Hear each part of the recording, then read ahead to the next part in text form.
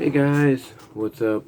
Yeah, yesterday I was doing a package opening video with my camera here, or actually with a camera app called the HDR camera, and apparently, with this phone you can't do HDR. I'm still kind of curious of how they've been doing that lately. I know it might be some kind of software or something. I'll have to look that up. But I was doing the package opening thinking, okay, I got it. And when I tried to upload it, on YouTube, it didn't want to upload. It was like, sorry, you can't do it, doesn't read the file. And when I tried to convert the file, I couldn't do it because it was too big. So I've decided I'm going to do a bit of a compromise.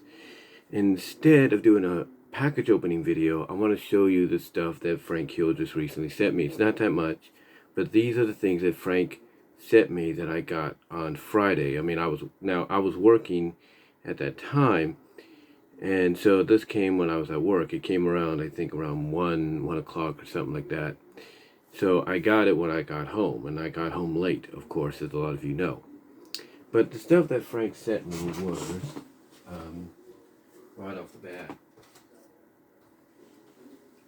was this. He sent me this. This is the 20th anniversary edition of Josie and the Pussycats, the live-action film which came out in 2001.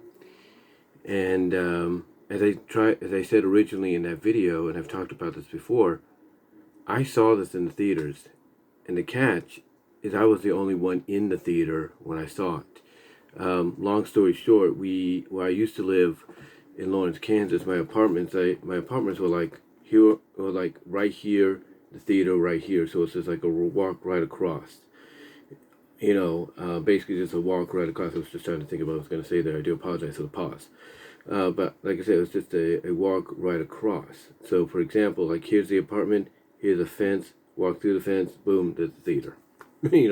Right there. And it was a little shopping center, a little shopping plaza near where I lived. In fact, one of the buildings now, unless it's changed once again, one of the buildings last time I saw on Google Maps is now home to a comic book shop. So, go figure. But yeah, there was a Gage Theater right next door to me, literally right next door. And it played Josie and the Pussycats. And Gage Theaters, of course, were one of those $1, $2 theaters that showed movies a month or two before they went out onto home video. So in other words, basically about a month or two before this hit, VHS and DVD shelves, I saw it, in theaters. And I saw it by myself. I was the only one in the theater. I was like right now, I'm sitting in my chair. That's how I was at the theater. I was the only one. And I almost had a similar experience on the official opening day of Friday, October 6th in 2017 at the Regal Theaters in Turlock for MLP's movie, but that wasn't the case. There was a couple of people that came in, and some others, I think, during the showing. But yeah, this is the only movie that I can recall that I saw by myself at the theaters. And this was released, of course, by Mill Creek, right there. I think you can see that, Mill Creek. Thus, it's only the Blu-ray. It's only the Blu-ray, if you will. There's no DVD. There's no digital copy. You have to get the digital copy on its own. Now, what's interesting about this, before I move on, is about a year ago in, let's say, 10 days from now, a year ago, 10 days from now, I got this from Amazon on DVD. I didn't get a VHS. There was no Blu-ray released at the time. I only got the DVD. And that was cool with me. I was cool with that. But now, thanks to Frank Hill, I now have the Blu-ray. And the Blu-ray had come out, been distributed and released, I should say, by Mill Creek on November 26th last year, basically around the time for Thanksgiving. So yeah, I have the Blu-ray now as well. But like I said, I bought the DVD version last February, if you will, because there was no Blu-ray. There was no 4K or anything like that. The only other way of owning it was digital and VHS, besides DVD. So I went with DVD, of course. And one of the reasons, of course, I would go with it is even when you play a DVD, in an ultra Blu-ray player, ultra HDR HD Blu-ray player like what I got, it will acknowledge, especially if you're watching it on a 4K UHD smart TV or regular TV or whatever, mainly a 4K television, even with QLED like mine does, or like mine has, it will register what you're watching, even if it's a DVD, as 4K at 60 frames per second or 24 frames or 30 frames or whatever. It will acknowledge it as a 4K. It would, well, basically what I'm trying to say is it will acknowledge it, as a 4K image, because what it's doing, the technology trivia here, it bumps up the bit rate. In other words, the laser that is used for the Ultra 8D, for the 4K Blu-rays, if you will, and thus allowing that image to look all crisp and clear, even if you're watching on 1080p, but making it look more crisp and clear. The laser bumps up the bit rate of the DVD. So instead of registering it at 720 or 1080, it registers it at 4K. It basically configures it. It converts the signal to 4K. It doesn't, remaster the disc or anything like that. It converts. It's a conversion. In other words, like with online dash convert, a lot of people will say, well, you're not, remastering the image or anything or making it look clean or anything. That is true. What you're doing, though, is you're converting the signal. You're converting the format to a higher resolution, so that even if there's not really much changed about it, the conversion ups the bit rate. And that's what the Ultra HD Blu-ray players do with something like a DVD.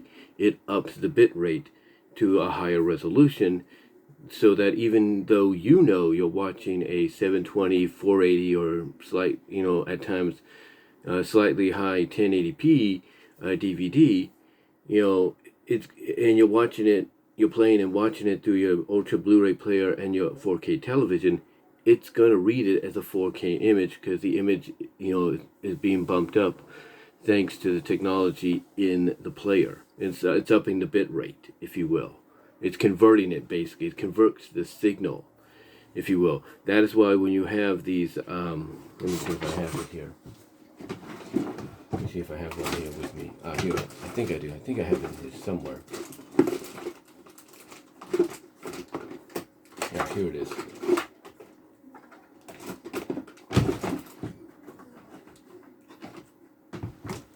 It's like with these HDMI to AV or AV to HDMI devices. Basically, what this does is it takes the HDMI signal and it converts it to audio-video signal. So, like when I had my, television and then my regular television, before I put my Vizio in there, this basically was used to convert any HDMI signal to, regular audio video.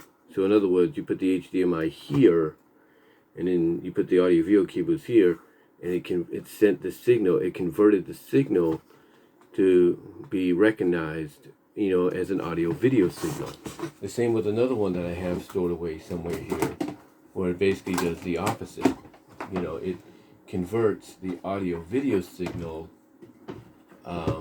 It converts the audio video signal to HDMI, and that's kind of what an Ultra Blu-ray player does. It takes the regular 480, 720, 1080 signals and converts it, to a higher bit rate through the technology utilized in the player, since the player is made exclusively just to play the Ultra HD Blu-rays. It uses its technology to up the bit rate of the disc you're playing in there. Like I said, like a Blu-ray or a DVD. And obviously a lot of studios, they know this, minor, big, whatever. A lot of video distributors or studios know this, because this is why you're seeing a lot of them taking a lot of their disc, even if they've converted, remastered, touched up the images themselves, why they're putting a lot of the episodes onto disc, whether it's 2 discs, 6 discs, whatever. They're doing that because they know, hey, not know, but they probably have discovered that when somebody puts a DVD in a 4K player or something, or 4K device, that the signal gets converted upwards. So they basically took that technology and said, hey, these discs have a bigger capacity, thus it'll make the image bigger, so why don't we just put the episodes on there? And that's what they did. But again, getting back to Josie and the Pussycats, when I bought the DVD last year, there was no other copy. And when I played it a little bit on the Blu-ray, it looked like, the signal said 4K, the signal said 60 frames, and it looked really good. Looked really good, especially when you use the HDR. When you go to the picture options, the picture mode options, one of them is high dynamic range. You use that, and whew, it looks really good. Even if it says 4K 60 FPS SDR, it still looks really good. And I can only imagine this is going to look a lot better because this is Blu-ray. This is basically a step below slightly of 4K. I can only imagine what this is going to look like when I play it. So yeah, Frank Hill sent me this, and I got to thank him for that. Thank you very much, Frank Hill. But that's not the only thing he sent me. He also sent me the 9th volume of IDW's Sonic the Hedgehog trade paperback, and this contains the story arc of Chow races and Badnik bases. And this is basically Evan Stanley's, and the name's right there, Evan Stanley's first solo work as a writer on the IDW book.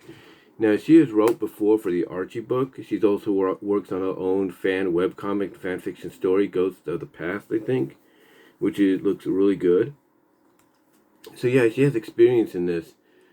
But what's interesting about Chow races, Chad races and Badnik bases, what's interesting about this is it's mostly a story that focuses on the girls of the Sonic comic. It focuses on Amy.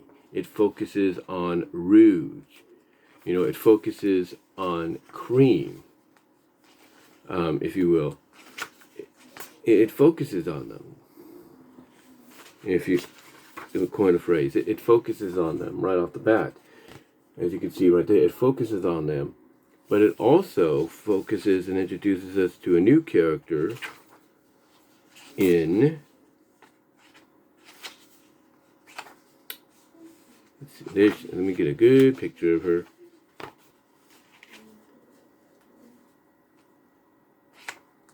Let me get a good picture of her. Belle. It introduces us, it features and introduces us, I should say, to Belle. Sorry, it's late. It's about 12:57 in the morning. I do apologize. But yeah, it introduces and focuses on Belle as well. That is why Evan was basically the head writer for this story. And this does kind of tie into what I've talked about before in recent videos. A lot of people said that when the Archie comics was going, into that post soft retcon soft reboot phase of their distributing of the Sonic comics, that basically what happened afterwards is Evan Stanley and Leah Baker were assigned to write the scenes, they were assigned to write the dialogue, and when necessary, they were asked to write the stories full on, featuring any of the Sonic girls. And, the reason this happened, even though Ian was around to be like a consultant and all that, to kind of help them out, like point out certain areas where they could probably, put something in or take something out or whatever, or slightly change it. The reason they were chosen to do some of the stories, full-on centered stories on the female characters like Nicole's origin and Spark of Life, Bunny and Sally encountering the Wolf Sisters, if you will. I think those Wolf Sisters, one of them is called Clove, I believe. as well as several other stories, or like I said, dialogue and lines and scenes, that was spoken of or featured the girls. The reason they were assigned those instead of Ian, according to several sources and reports I've heard, and I don't know if this is true. I'm assuming some of it is true. I don't know if Ian would ever admit to some of it being true, but it's because of what Ian did previously with the Mecha Sally World Tour II Death Egg Mark II arc, or mostly known as the Mecha Sally arc, when he had Sally sacrifice herself to robotization, which is a good moment. Again, I'm not going to take anything away from that. But then what he did to her afterwards, what he had Eggman do to her afterwards and stuff, and then what happened to Bunny, and basically how a lot of the girls that a lot of fans for years had grown up on, looked up to and were fans of, because of the way that Ian was treating them and writing them. Basically, from what I understand, he was told, "Hey, you're not going to do these stories anymore. You're not going to do them, or you're not going." Well, he's not. Well, I wouldn't say that. I mean, he was still the head writer, but like I said, when it came to certain moments and stuff, certain moments and scenes, like I mentioned earlier, he was basically told, from what I understand, "Hey, you're not going to write the dialogue for them anymore. Even if you're writing the story, you're not going to, write. You're not going to." Write the scene, write about the scenes and environments they're in, even if you're writing the story. And if we want to see a story focused on these girls eventually, we're not going to have you write it. And according to some people, it was because of what he did, with the Mecha Sally situation. Nobody was a fan of it. Nobody was a fan whatsoever. I mean, yeah, there were fans, but, again, several reports go out and say, or, have appeared, I should say, or been talked about, that state that there was a lot of people that grew up with these characters during the comics that were disappointed, they were upset, they were sad, and that's what led to Ian remaining as the head writer of the stories, some of the significant stories. But when it came to certain moments, scenes, and female-centric stories in the Archie book, that task was assigned to the likes of Evan Stanley, Aaliyah Baker, and several other female writers or co-writers on the book, or artists, on the book and stuff. And obviously they carried over to here because, again, with this volume 9 featuring the 4 to 5 part story arc called Chow Races and Badnik Bases, with it being mainly female centered, like with Amy here and stuff, and Evan Stanley being the one that took the helm, it obviously wasn't because Ian had other things he had to do, other projects he was working on, or was assigned and asked to do. It's not just that. It's mainly because I think IDW did not, the people that came over from Archie, or at least the communications between both parties, during the change up in publisher. I'm guessing also, that doing all that, they probably said, "Hey, look, whatever you do when the time comes, do not let Ian touch any of those female characters. Either whether or not they're, established game characters or not, do not let him touch them whatsoever. Especially if it's a female-centric story." Or maybe part of the deal was, hey, only a female writer can write a female-centric story because, again, they don't trust them based on what happened with the Archie run, towards the end of it anyway. But, or mostly the Mecha Sally portion of it. But again, that's just what I heard. Maybe it's true, maybe it's not, maybe part of it's true, we don't know. Again, Ian, I don't know if he'll ever admit it, but we'll see. But yeah, Evan's the one behind this, and again, speculation is, Ian was doing other projects asked to him by IDW as well as other publishers. But also I think it's mainly because part of the, change up was to, again, keep that, I guess you could say, keep that deal or keep that decision intact that, he can be the head writer of the main books, the main stories. But when it comes to female-centric stuff or female scenes and dialogue, that's got to go to somebody else, because of what happened, previously. But again, maybe that's just speculation, but I've heard there's some truth to it. And that is why this feels, actually, in my opinion, more like an Archie story than previously with the Metal Virus arc. But yeah, that's what. Not Ian, but Frank Hill sent me this, and I really appreciated Frank. Really appreciate that. As well as he sent me Josie and the Pussycats on Blu-ray, the 20th anniversary edition. So thank you very much for that, Frank. Again, I do apologize that I wasn't able to do a package opening. Originally, actually I had done it, but again, the video thing was corrupted. Obviously, I don't know what happened. But yeah, again, I just want to, once more thank Frank Hill for sending me this. He does plan to send me some other packages, hopefully maybe this week. He did tell me that he has one of the items finally in hand that he plans to send me, but we'll see what happens. Hopefully it'll be soon. I do work this week, but as of right now, unless I pick something up during the week, or unless they ask me to come and do a couple of hours one of these days that I'm off, I'm only working Monday and Wednesday. So big opening there for you guys that want to see me work and everything. Not work, but you want to see me do some package openings and stuff down the line. But yeah, that's what's going on there, and that's all I can really say on it. But anyway, though, again, guys, I want to thank Frank Hill for sending me this stuff, and I really appreciate it. Again, it's late, guys, that's why I'm kind of fumbling on my words. But let me know what your thoughts are down below. Comment if you like in the live chat, where super chats and super stickers are open and would be appreciated. No matter how much you can do, be really appreciative if you can do it. Also, support me at BW Rosa's Discussions, all your favorite audio podcast locations except for Pandora. Also, check me out at BW Rosa's on VENMO. I will be adding a new video on there due to copyright reasonings very soon. Also, check me out at BW Rosa's Patreon to support me with a $1 or $3 tier. Also, check me out at Venmo at Brian-Warmer-2 to help support me there as well. And I might be opening a Cash App soon too, guys, so be on the lookout for that if it does happen. But until then, let me know what your thoughts are overall. Again, in the comments as well as in the live chat, where super chats are open and would be appreciated. And until then, guys, I'm out.